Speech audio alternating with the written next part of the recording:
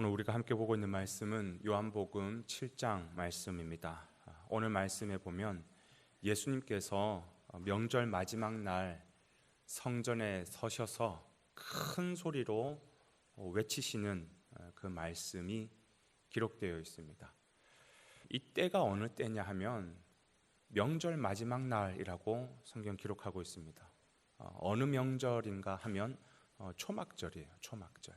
근데 이 초막절을 다른 말로 하면 수장절이라고도 하는데, 뭘 수장하느냐? 한 해 농사를 은혜 가운데 기쁨으로 추수를 하고 그걸 거둬들이면서 곡간에 드리는 날, 그래서 수장절이다 또는 초막절이다 라고 표현을 합니다.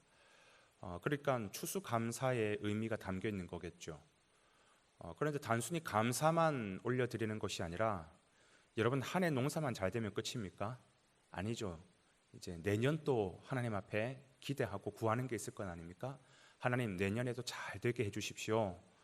그래서 내년에도 꼭 비를 주셔야 됩니다. 비를 주셔야 됩니다. 라는 어떤 비를 구하는 기우제와 같은 의미도 담겨 있는 것입니다. 그래서 이 초막절 마지막 날, 수장절 마지막 날은 큰 날인데, 이때는 비를 구하는 큰 행사가 있어요. 이스라엘의 모든 종교 지도자들이 중심이 되어가지고 또 유대 남자들은 실로암에 가서 물을 떠다가, 이 실로암 물은 거룩한 물이죠. 물을 떠다가 성전 주변에 있는 그 버드나무 주변을 돌면서 내년에도 잘 되게 해주십시오. 꼭 비를 주십시오. 그러면서 시편 118편을 외우면서 그렇게 이제 도는 것이, 모든 사람들이 웅성웅성할 때 예수님은 뭐 하고 계시느냐 보니까 성전 한 구석에서 딱 일어서셔서 그 웅성웅성거리는 사람들에게 큰 소리로 외치는 겁니다. 누구든지 목마르거든 내게로 와서 마셔라. 나를 믿는 자는 성경에 이런 것 같이 그 배에서 생수의 강이 흘러나오리라. 그렇게 외치시는 거예요. 물을 달라고 구하는 그 기우제 같은 행사에 예수님의 이 말씀, 누구든지 목마르거든 내게로 와서 마셔라 하는 이 말씀의 의미가 뭐냐라는 것을 오늘 우리가 함께 살펴보는 것이죠. 첫 번째 의미는 뭐냐면, 쇼는 끝났다라는 거예요. 더 이상 쇼하지 마라라는 것입니다. 이거 한다고 하늘에서 비를 내리는 게 아니라, 정말 너희가 목마르거든 내게로 와서 마셔야 된다. 너의 목마름을 채워줄 수 있는 사람은 나밖에 없다라는 거예요. 그래서 나를 만나고 내게서 생수의 강을 얻어야 된다라는 것입니다. 여러분, 쇼라는 말이 뭡니까? 쇼, 이거는 보여주기식이죠. 당시 백성들의 신앙생활에 하는 모습이 전부 쇼하는 거였다라는 겁니다. 여러분, 우리의 신앙은 어떤가 한번 돌아봐야 됩니다. 우리의 신앙도 혹시 쇼이지 않나?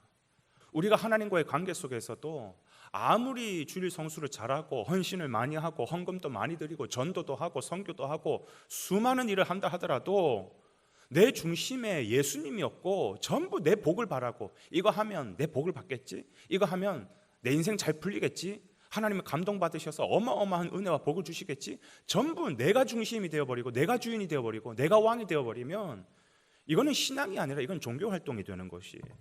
여러분, 우리 중심에 예수님이 없으면 그건 다 쇼일 뿐입니다. 나는 예수님을 모시고 있는가? 내 삶의 주인은 예수님이신가? 주님께서 말씀하시는 누구든지 목마른 자는 내게로 와서 마셔라 라는 이 주님의 음성이 들려야 되는 것이에요. 더 이상 쇼와 같은 보여주기식의 종교 생활 말고 정말 내 중심에 예수님을 모시는 진짜 생수의 근원인 주님을 만나는 그런 귀한 은혜가 있기를 주님의 이름으로 축원을 드립니다. 그런가 하면 두 번째, 이 말씀의 의미가 뭐냐면, 결국 우리 인생의 문제는 생수의 문제라는 것입니다. 생수의 문제. 그렇습니다. 이 땅의 모든 사람들이 다 목말라 하고 있습니다. 다 갈급해 하고 있습니다. 이 육신적으로 목말라 한다는 의미가 아니라 영적으로, 정신적으로 보면 세상 모든 사람들이 뭔가 이렇게 허기져 있고 뭔가 다 목말라 하는 것 같아요. 여러분, 목마름이라는 게 뭡니까? 이건 하나의 감정이죠. 하나의 느낌입니다. 목마름은 감정적으로 느껴지는 것이고 감정으로 알게 되지만 이건 결코 감정의 문제가 아닙니다. 여러분, 목마르면 어떻게 해야 됩니까? 그런 감정이 들면 어떻게 됩니까? 목을 축일 수 있는 물을 마셔야 되는 거예요. 그때 해소가 되는 것이죠. 감정적으로 뭔가 푼다고 해소가 되는 것이 아니라 진짜 물을 마셔야지 그게 해소가 되는 것이죠. 그런데 세상에 우리가 영적으로 목마른데 이 감정적으로 풀어지지 않는다 그러면 뭔가를 채워야 되는데 내 목마름을 채울 수 있는 세상에 어느 것도 없다라는 게 문제인 것이죠. 그래서 이 땅을 살아가는 사람들이 전부 하는 게 뭐냐면 엉뚱한 짓만 하는 겁니다. 엉뚱한 짓만. 감정적인 해소만 하고 있는 것이. 그때 주님께서 이 세상을 향해서 외치는 말씀이 이겁니다. 누구든지 목마르거든 내게로 와서 마시라라는 거예요. 나를 믿는 자는 그 배에서 생수의 강이 흘러나온다라는 거예요. 나를 믿는 자가 진짜 생수를 마실 수 있다라는 것입니다. 여러분, 생수라는 게 뭘까요? 영적인 이 갈증을 해결해 줄 수 있는 생수라는 게 뭘까요? 이어서 나오는 39절에 그렇게 말씀하고 있죠. 이 생수는 곧 성령을 말하는 것이다라는 거예요. 성령을 말하는 것이다. 결국 우리의 인생의 문제는 생수의 문제입니다. 생수의 문제. 다시 말하면 성령의 문제라는 거예요. 성령과 함께 사느냐, 성령 없이 사느냐, 우리 인생을 정말 행복하기 위해서 이 갈증을 해결하기 위해서는 성령과 함께 사느냐, 그렇지 않느냐의 문제라는 것이. 그렇습니다. 우리는 성령님 아니면 우리의 목마름을 해결할 수가 없어요. 왜? 그분이 나를 지으신 분이시기 때문에, 그분이 우리의 근본이기 때문에, 그분이 우리의 인생의 뿌리시기 때문에. 여러분, 아무리 잘려진 그 버드나무 주변을 둘러가지고 막 계속 빙빙 돈다고 해서 하늘에서 비가 내립니까? 아니에요. 우리의 근원을 찾아야 돼요. 우리의 근본을 찾아야 되고 우리의 뿌리를 찾아야지 거기서 물을 빨아들일 수가 있는 것이죠. 우리의 근원 없이 아무리 친구들 만나고 여행 다니고 맛있는 거 먹고 취미 활동해도 금방 또 시들어 버리는 거예요. 여러분, 우리의 인생이 왜 이렇게 텅텅 비어 있는 것만 같습니까? 우리 마음의 그릇이 엎어져 있기 때문에. 아무리 하늘에서 은혜가 내리고 단비가 내린다 할지라도 이 그릇이 엎어져 있으면요, 그릇은 텅텅 비게 돼 있어요. 여러분, 사단은 자꾸 뭔가를 거꾸로 하게 합니다.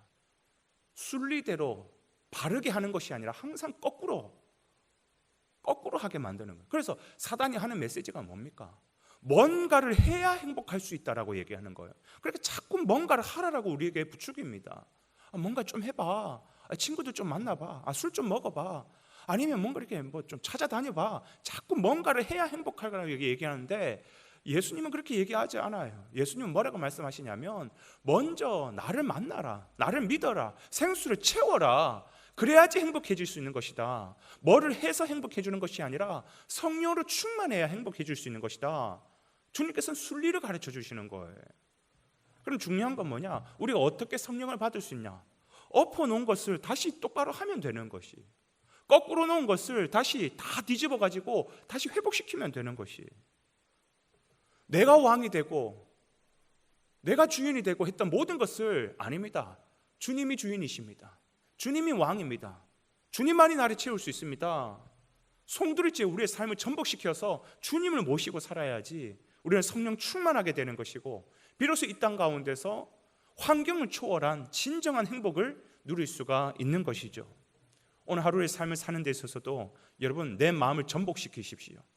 사단 마귀는 지금 거꾸로 틀어놓은 우리의 마음을 우리가 주님의 말씀을 가지고 다시 바로 세워야 됩니다. 순리대로 가야 되는 겁니다. 그 주님이 왕이시고 나의 주인이시라는 그 마음 가운데 오직 성령이 채워지고 역사하실 수가 있는 것이죠. 오늘 하루의 삶 가운데서도 그런 귀한 마음으로, 주님을 모시는 마음으로 성령 충만하여 복된 삶, 행복한 삶이 되기를 주님의 이름으로 축원해 드립니다.